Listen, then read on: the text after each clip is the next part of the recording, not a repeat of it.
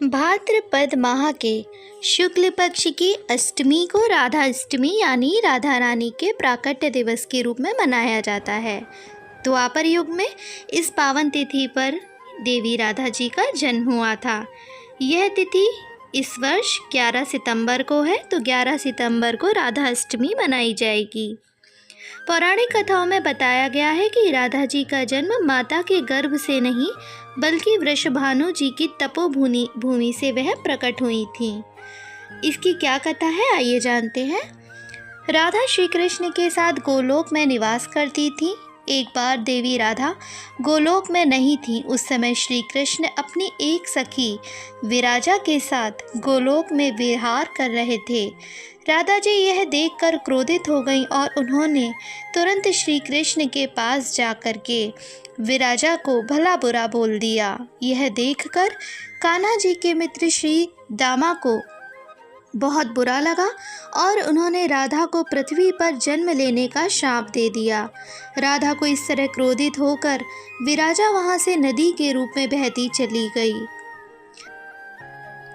इस शाप के बाद राधा रानी ने भी श्री दामा को राक्षस कुल में उत्पन्न होने का शाप दे दिया। देवी राधा के शाप के कारण श्री दामा ने शंखचूर्ण राक्षस के रूप में जन्म लिया। वही राक्षस जो भगवान विष्णु का अनन्य भक्त बना और देवी राधा ने वृषभानु जी की पुत्री के रूप में इस पृथ्वी पर जन्म लिया। लेकिन राधा वृषभानु जी की पत्नी देवी कीर्ति के गर्भ से नहीं जन्मी थी। जब श्री दामा और राधा ने एक दूसरे को शाप दिया, तब श्री कृष्ण ने राधा से कहा कि आपको पृथ्वी पर देवी कीर्ति और वृषभानु जी की पुत्री के रूप में रहना है। वहाँ पर हमको इस विछोह का दर्द सहना ही होगा। अब आप पृथ्वी पर जन्म लेने की तैयारी करें। सांसारिक दृष्टि में देवी कीर्ति गर्भवती हुई और उन्हें प्रसव भी हुआ। लेकिन देवी कीर्ति के गर्भ में योग माया की प्रेरणा से वायु का प्रवेश हुआ था और उन्होंने वायु को ही जन्म दिया था। जब वह प्रसव पीड़ा से गुजर रही थी, तब वहाँ जो योग माया देवी थी वह राधा कन्या के रूप में प्रकट हो गई थी। राधा अष्टमी के दिन आपको पूजन जरूर करना चाहिए। क्या पूजन विधि आपको अपनानी है, आइए जानते हैं। राधा अष्टमी के दिन पर आपको सुबह जल्दी ही उठकर स्नान से निवृत्त हो जाना है। इस दिन राधा जी और भगवान श्री कृष्ण दोनों की पूजा करें। जो भक्त हैं वह राधा अष्टमी पर पूरे दिन उनको व्रत करना चाहिए और शाम के समय एक बार ही फलाहारी करना चाहिए। इसके बाद राधा कृष्ण जी की प्रतिमा को पंचामृत से आपको पंचामृत घर पे बनाना चाहिए। उसके बाद राधा और कृष्ण जी की मूर्ति को आपको जो प्रतिमा होती हैं उनको स्नान कराएं और फिर उनकी मूर्ति का नए वस्त्रों से श्रृंगार करें। श्रृंगार करने के बाद आप राधा रानी और कृष्ण जी को भोग ज़रूर लगाएं और उन्हें धूप, दीप और फल अर्पित करें। राधा रानी का जो प्रिय भोग कहा जाता है वो रबड़ी कहा जाता है।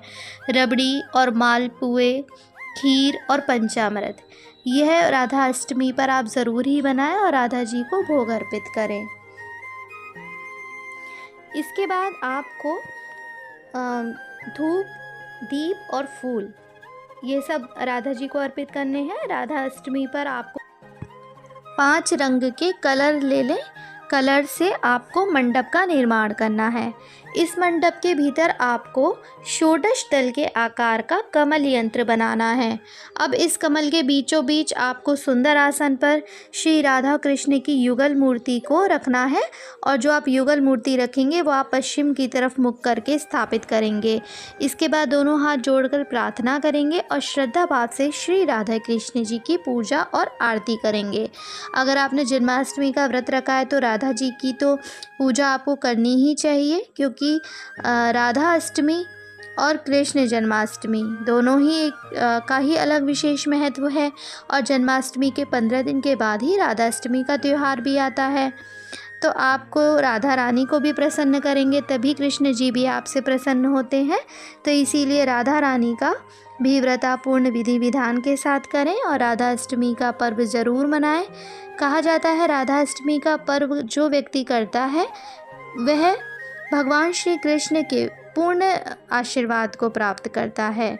इसीलिए और इस दिन राधा रानी की जो नगरी बरसाना है उसमें तो पूरा ही बरसाना राधा में हो जाता है। तो कृष्ण जन्माष्टमी की तरह वहाँ भी बहुत धूमधाम से मनाया जाता है। तो आप भी अपने घर पर राधाष्टमी का व्रत करें और राधा जी की पूजा करें, तभी आपको राधे कृष्ण दोनों का पूर्ण आशीर्वाद प्राप्त होगा। आशा है आपको वीडियो अच्छी लगी होगी। अगर आप इसी तरह की और जानकारियाँ लेना चाहते हैं तो हमारे भक्ति मार्ग चैनल को लाइक और सब्सक्राइब अभी कर लीजिए। धन्यवाद।